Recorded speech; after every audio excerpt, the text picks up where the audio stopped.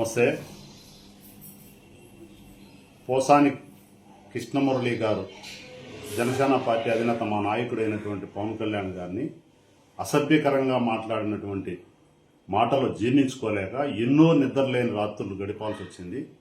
ప్రమాణ స్వీకారం చేసిన రోజు నుంచి అతను ఇంట్లో వాళ్ళను, బిడ్డలను, పెండ్లాన్ని మాట్లాడుతూ ఉంటే మాకు కూడా మాట్లాడే ఇది మాకు కూడా ఉంది. కానీ మా నాయకుడు యొక్క సంస్కారం అడ్డం వచ్చి మేము కృష్ణమురళిని ఏమీ మాట్లాడలేక అతని ఈ ప్రవర్తన చూసి కంప్లైంట్ ఇవ్వాల్సి వచ్చింది.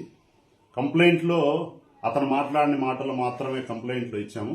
మేము మాట్లాడితే అతను ఎందుకు పుట్టాని మానవ జన్మెత్తి అనే విధంగా మాట్లాడగలం.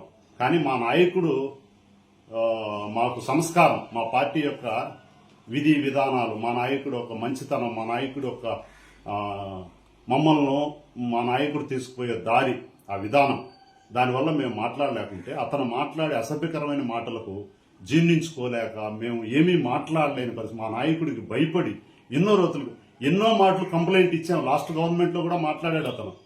ఎన్ని మాటలు కంప్లైంట్ ఇచ్చినా తీసుకోవాలి.